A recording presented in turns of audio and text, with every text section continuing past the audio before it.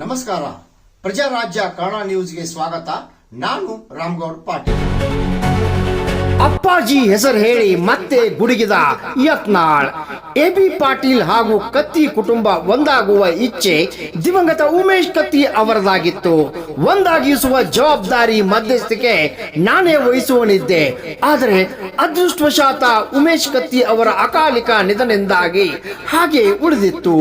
ಈ ತಾಲೂಕಿನ ಅಭಿವೃದ್ಧಿ, ರೈತರ ಹಾಗೂ ಅಭಿಮಾನಿಗಳ ಹಿತದೃಷ್ಟಿಯಿಂದ ಮಾಜಿ ಸಂಸದ ರಮೇಶ್ ಕತ್ತಿ ಹಾಗೂ ಎಬಿ ಪಾಟೀಲ್ ಒಂದಾಗಿದ್ದು ಈಗ ಈ ತಾಲೂಕಿಗೆ ಶಕ್ತಿ ಬಂದಂತಾಗಿದೆ.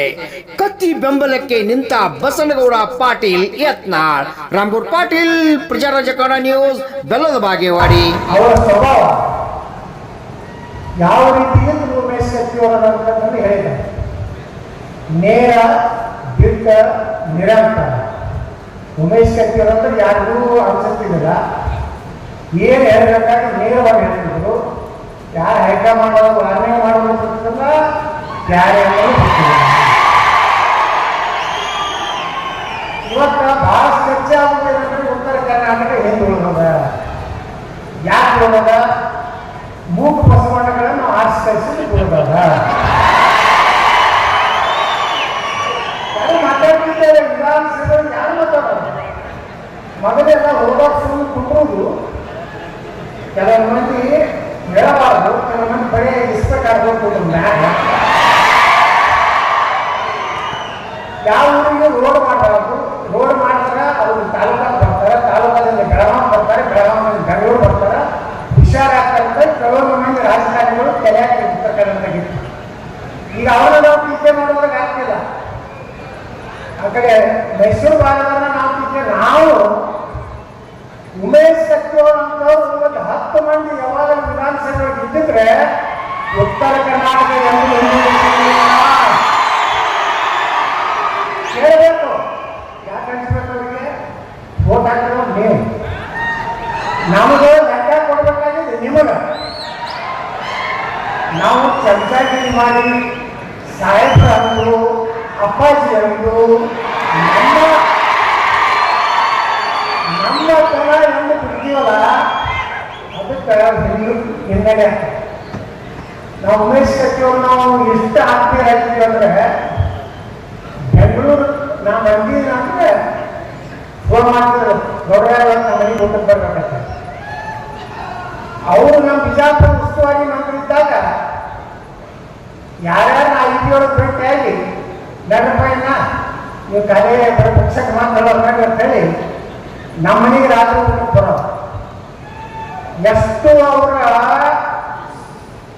ಒಂದು ಅಜಾತ ಶತ್ರು ಅಂತ ಕರೀತಾರೆ. ಈ ದೇಶದಲ್ಲಿ ಅಟಲ್ ಬಿಹಾರಿ ವಾಜಪೇಯಿಗೆ ಅಜಾತ ಶತ್ರು ಅಂತ ಕರೀತಾರೆ. ಕರ್ನಾಟಕದಲ್ಲಿ ಯಾರಾದರೂ ಅಜಾತ ಶತ್ರು ಅಂದ್ರೆ ಅದು ಉಮೇಶ್ ಕತ್ತಿಯವರು. ಎಲ್ಲರೂ ಸಹ ಆ ಮನುಷ್ಯರಲ್ಲಿ ಪಟ್ಟಿ ಕಿಚ್ಚು, ಸ್ವಾರ್ಥ, ಇವ್ರು ತುಳಿಬೇಕು, ನಾನೇ ಮುಂದೆ ಬರಬೇಕು, ಯಾವಾಗಲೂ ಎಂದೂ ವಿಚಾರ ಮಾಡದ ವ್ಯಕ್ತಿ.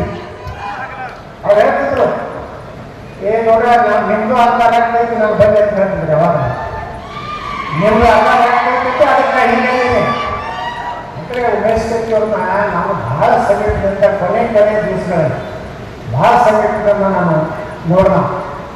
ಅವ್ರ ಒಡನಾಟ ಹೆಂಗಿತ್ತು ಅಂದ್ರೆ, ಅವತ್ತು ನಮ್ಮ ಬಿಜಾಪುರದಾಗ 7 ದಿವಸ ಗಣಪತಿ ವಿಸರ್ಜನೆ ಕಾರ್ಯಕ್ರಮ ಇರ್ತಿತ್ತು ನಮ್ಮ ಸಿದ್ದೇಶ್ವರ ದೇವಸ್ಥಾನದಲ್ಲಿ. ಒಮ್ಮಿಂದ ಫೋನ್ ಮಾಡಿ ಉಮೇಶ್ ಕತ್ತಿ ಅವರು ಈಗ ಹಾರ್ಟ್ ಅಟ್ಯಾಕ್ ಆಗಿ ತಿಳ್ಕೊಂಡು ಹೋಗ್ತಾರೆ. ಆ ಸ್ಟೇಜ್ ಹೋದಾವ ನನಗೆ 15 ದಿವಸ ಯಾವಾಗ ಮಕ್ಕೊಂಡ ನೆನಪಾಗಲ್ಲ, ತಾನೇ ಕನ್ನಡಿ ಇರ್ತಾರೆ. ಅಂದ್ರೆ ಸಂಬಂಧಗಳು ಹೆಂಗಿರ್ತಾವೆ, ಆ ಆತ್ಮೀಯತೆ ಹೆಂಗಿರ್ತದಂದ್ರೆ, ಉಮೇಶ್ ಕತ್ತಿ ಅಂತ ಒಬ್ಬ ಮನುಷ್ಯ ಇನ್ನೂ ಇರ್ಬೇಕಾಗಿ. ಅವರು ನಾವು ಏನಾದ್ರು ಕುಡಿದ್ರಿ ಈ ಸಲ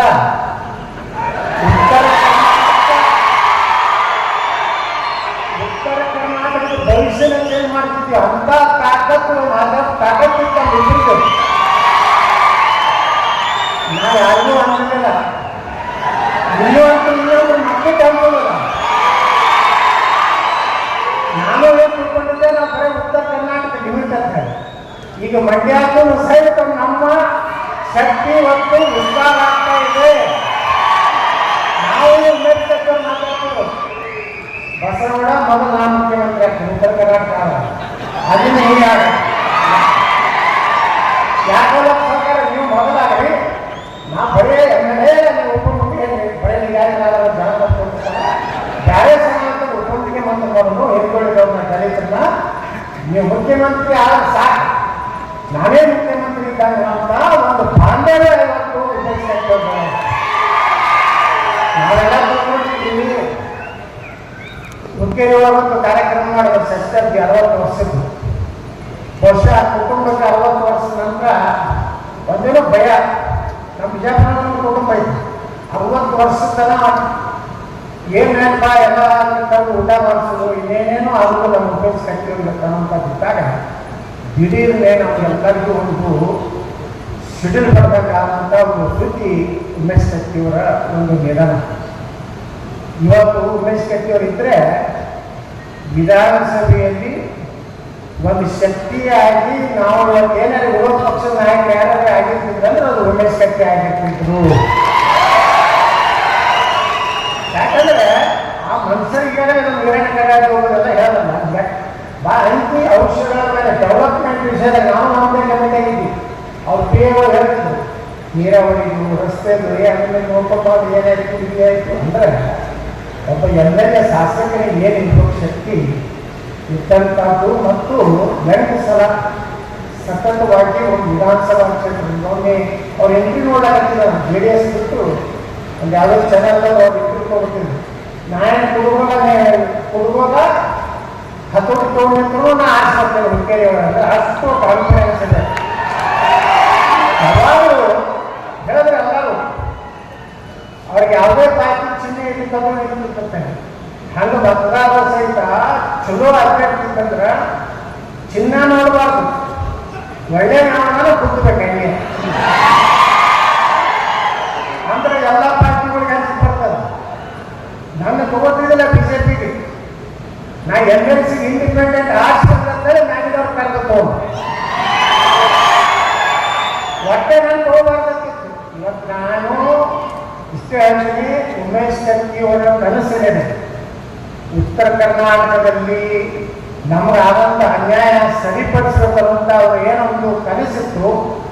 ಆ ಕನಸನ್ನ ನನಸು ಮಾಡುವಂತ ಕಾಲ 2028 ಕರ್ನಾಟಕ ಹೊರಗಾಕು ಚಿಂತಾಪಟ್ಟಾಕ ಉತ್ತರ ಕರ್ನಾಟಕದ ಮುಖ್ಯಮಂತ್ರಿ 2028 ಕರ್ನಾಟಕದಲ್ಲಿ ಇರ್ತಾರ. ಅದರಿಂದ ಅಳದಕ್ಕೆ ಮುಖ್ಯಮಂತ್ರಿ ಇರ್ಬೋದು, ಏನಿಗೆ ಕೆಲಸ ಮಾಡ್ಬೋದ. ಕೆಲವು ಮುಖ್ಯಮಂತ್ರಿ ಅದಾವು ಅದ್ರ ಹೆಸರು ಸಹ ನಮಗೂ ನೆನಪು ಸುಮ್ಮ ಹಾಕೋದು. ಅಲ್ಲಿ ಹೋಗಿ ಅವಕಾಶ ಅನ್ನೋದು ಕಾಕಾಯಿ ಅನ್ನೋದು ಅವರು ಕಾರ್ ಹೇಳಿ ಮುಖ್ಯಮಂತ್ರಿ ಅನ್ನೋದು ಏನು ಸುಧಾರಣೆ ಮಾಡೋದಿಲ್ಲ. ಧೈರ್ಯ ಮತ್ತು ತಾಕತ್ ಕೊಟ್ಟು ಉಮೇಶ್ ಕತ್ತಿಯವರಾಗ ಉತ್ತರ ಕೊಡ್ಬೇಕಾಗ್ತದೆ ವಿಧಾನಸಭೆ ಒಳಗೆ. ನನಗೂ ಏನೇನೋ ಮಾತಾಡ್ತಾರೆ ಹೊರಗೆ ಏನೋ ನಿಮಗೂ ಹೊರಗೆ ಒಪ್ಪಾಗ್ತದೆ.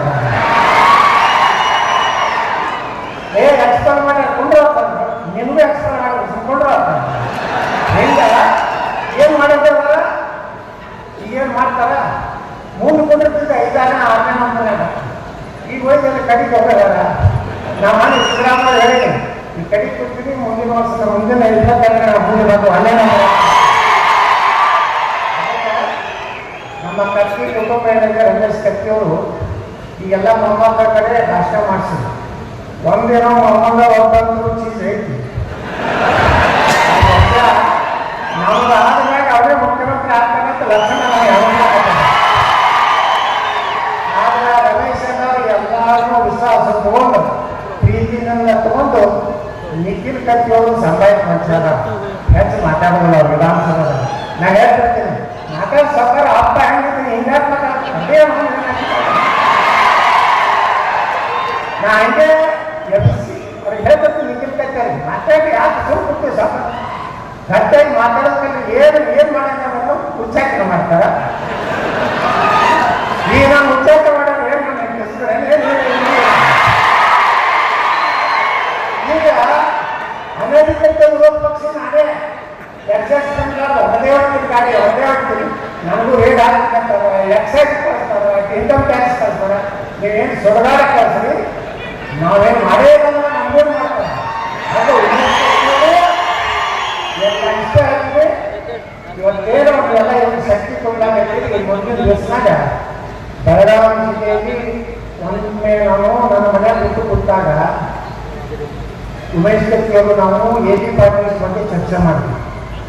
ಪಾಪ ಉಮೇಶ್ ಕತ್ತಿಯವರು ಕಣ್ಣ ನಿಂತರು, ಏನು ಬಸವಡೆ ಏನೋ ಆಯ್ತು ಪಾಪ ಅವ್ರಿಗೆ ಎಲ್ಲಿನೂ ಬರ್ಬೇಕು, ನಾವು ಪುಣೆ ಒಮ್ಮೆ ರಾಜಕಾರಣಕ್ಕೆ ಬಂದಿದ್ವಿ, ಯಾವುದೋ ಕಾರಣ ತೊಂದರೆ ಆಗೈತೆ ಹಚ್ಚಿಕೊಡು ಫೋನ್ ಅಂತಂದ್ರೆ ನಾ AB ಪಾಟೀಲ್ ಫೋನ್ ಮಾಡಿ ಏನಾಗಿಲ್ಲ ಆಯ್ತಪ್ಪ, ಮುಂದೆ ನಾವು ಇಬ್ಬರು ಬೇರೆ ಬೇರೆ ಕ್ಷೇತ್ರ ನೋಡ್ಕೊಂಡು ಒಂದಾಗಿ ಹೋಗೋಣ ಅಂತೇಳಿ ಮುಂದೊಂದು 15 ದಿವಸನಾಗ ನಾವು ಇವರಿಬ್ಬರು ಕೂರಿಸ್ಬೇಕಂತೇಳಿ ಅವತ್ತು ರಾತ್ರಿ ಪಾಪ ಕಣ್ಣಾಗಿ ಹೇಳ್ತಾರೆ ಉಮೇಶ್ ಕತ್ತಿಯವರು. ಆ ಕಡೆನೂ ಏನಾಯ್ತು AB ಪಾಟೀಲ್ ಮಾತಾಡಿ ಒಂದು ಹಂತಕ್ಕೆ ತರಬೇಕಂದ್ರಾಗ ನಮ್ಮನ್ನೇ ಅದರಲ್ಲಿ ಇವತ್ತು ಉಮೇಶ್ ಕತ್ತಿಯವರು ಹೋದರು.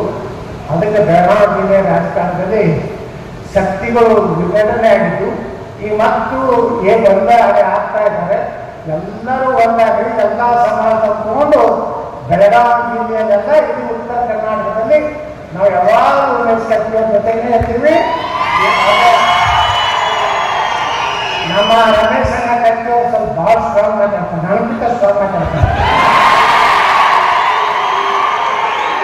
ಸ್ವಲ್ಪ ಸ್ಮೂತ್ ಆಗಬೇಕು, ಸ್ವಲ್ಪ ಸ್ಮೂತ್ ಆಗಬೇಕು, ಸ್ವಲ್ಪ ಏನೋ ಹುಡುಗೋದು ಮಾಡಿರೋದೆಲ್ಲ ತೆಗೆದು ಸ್ಮೂತ್ ಆಗಿ ನಾವೇನು ಜಾತಿ ನೀತಿ ಮಾಡೋದು ಉಮೇಶ್ ಕತ್ತಿಯವರ ಸಲುವಾಗಿ ಯಾವುದೇ ಜಾತಿ ಇಲ್ಲ.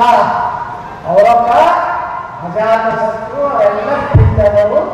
ನಿಮ್ಗೆ ಎಷ್ಟು ಪ್ರೀತಿ ಐತಿ ಕರ್ನಾಟಕದಲ್ಲಿ ಎಲ್ಲ ರಾಜಕಾರಣಿಗಳಿಗೂ ಸಹ ಉಮೇಶ್ ಕತ್ತಿಯವ್ರನ್ನ ಪ್ರೀತಿದೆ, ಆ ಕುಟುಂಬದ ಪ್ರೀತಿದೆ. ನೀವೆಲ್ಲರೂ ಅವ್ರನ್ನ ಹೆಂಗೆ ಬೆಳೆಸಿದ್ರಿ, ಮುಂದಿನ ದಿವಸ ಅವ್ರ ಕುಟುಂಬವನ್ನ ಎಂದೂ ಕೈ ಕೊಡಬೇಡ್ರಿ. ಯಾಕಂದ್ರೆ ರೊಕ್ಕ ಭಾಳ ಆಟ ಆಡ್ತದೆ, ರೊಕ್ಕ ಭಾಳ ಆಟ ಆಡ್ತದೆ, ರೊಕ್ಕಕ್ಕೆ ಬಲಿಯಾಗ ಎಲ್ಲ ದೇವರ ಭಗವಂತ ಎಷ್ಟು ಸಮೃದ್ಧ ಬಂದ ನಾವು ಜಿಲ್ಲೆಯೊಳಗೆ 1000, 2000 ಭಾಳ 2 ಲಕ್ಷ 1 ಲಕ್ಷ ಕೊಡ್ತಾರೆ. ಅದನ್ನು ಇಟ್ಟುಕೊಳ್ಳಿ, ಅವ್ರು ಎಷ್ಟು ಅದ್ರ ಸಲುವಾಗಿ ನೀವು ರೊಕ್ಕಕ್ಕೆ ಮಾಡ್ಕೊಂಡವ್ರು ಆಗಬೇಡ್ರಿ. ಒಂದಿಲ್ಲ ಒಂದು ದಿವಸ ಕರ್ನಾಟಕದಲ್ಲಿ ನಿಮ್ಮ ಆಶೀರ್ವಾದದ ಸರ್ಕಾರ ಬಂದೇ ಬರ್ತದೆ. ನಾವೆಲ್ಲರೂ ಕೂಡಿ ಉಮೇಶ್ ಕತ್ತಿಯವರ ಏನು ಉತ್ತರ ಕರ್ನಾಟಕವನ್ನು ಕನಸು ಕಂಡಲ್ಲ, ಆ ಕನಸನ್ನ ಮೊದಲ ಹಂತದಲ್ಲಿ ಅಲ್ಲೇ ಬಡದಾಗಿ ಆಗದಿದ್ರೆ ಒಂದಿಲ್ಲ ಒಂದು ದಿವಸ ಉಮೇಶ್ ಕತ್ತಿಯವರ ಕನಸು ನನಸು ಮಾಡಲಿಕ್ಕೆ ಕಂಕಣ ಬಂದ ರಾಷ್ಟ್ರೀಯವರಂತ ಮಾತು ಹೇಳಿ ಈಗಂತೂ ನಾವು ಏನು ಮಾತಾಡಿದ್ರು ನಮ್ಮ ಮೇಲೆ ಹೈಕಮಾಂಡ್ ಇಲ್ಲ, ನೋಟಿಸ್ ಕೊಡುವುದಿಲ್ಲ, ಯಾವ ನೋಟಿಸ್ ಅಂಜೋದಿಲ್ಲ. ಒಟ್ಟು ಉತ್ತರ ಕರ್ನಾಟಕ ವಿಚಾರ ಬಂದಾಗ ನಾನು ವಿಧಾನಸಭೆ ಗಟ್ಟಿಗೆ ಮಾತಾಡ್ತೀನೋ ಇಲ್ಲ. ನೀರಾವರಿ ಬಂದ್ರೆ ನಾನು ಹೇಳಿದೆ 15 ಲಕ್ಷ ಎಕರೆ ನೀರಾವರಿ ಆಗ್ತದೆ ಪುಣ್ಯಾತ್ಮ, 1 ಲಕ್ಷ ರೂಪಾಯಿ ಕೋಟಿ ಸಾಲ ತೆಗಿ, ಎಲ್ಲ 12 ಲಕ್ಷ ನೀರಾವರಿ ಮಾಡಿದ್ರೆ ನಿನ್ನ ಗ್ಯಾರಂಟಿ ತಗೊಂಡು ಯಾರಿಗೆ ಬೇಕಾಗೈತಿ, ನಮಗೆ ವಾರಂಟಿ ಆಗ್ತದೆ. ರೈತರಿಗೆ ಏನು ಬೇಕಾಗಿಲ್ಲ, ಸರಿಯಾಗಿ ನೀರ ಒಂದು 10 ತಾಸು ಕರೆಂಟ್ ಆದ್ರೆ ನೀವು ಯಾವ ಗ್ಯಾರಂಟಿ ಅದಕ್ಕೆ ಹೇಳ್ತೀನಿ. ನಮ್ಮ ಗುರಿ ಉತ್ತರ ಕರ್ನಾಟಕದ ಸಮಗ್ರ ಅಭಿವೃದ್ಧಿ, ನಮ್ಮ ಮಕ್ಕಳಿಗೆ ಒಳ್ಳೆಯ ಒಂದು ನೌಕರಿ, ಈ ರೀತಿ ಒಂದು ಸೃಷ್ಟಿ ಮಾಡುವಂಥ ಕಾಲ ನಾವೆಲ್ಲರೂ ಕೂಡಿ ಉಮೇಶ್ ಕತ್ತಿಯವರ ಕನಸು ನಾವು ಮನಸ್ಸು ಮಾಡ್ತಿರ್ತಾರೆ. ಪ್ರತಿಜ್ಞೆ ಮಾಡಿ ನಾನು ಮಾತು ಮುಗಿಸ್ತೇನೆ.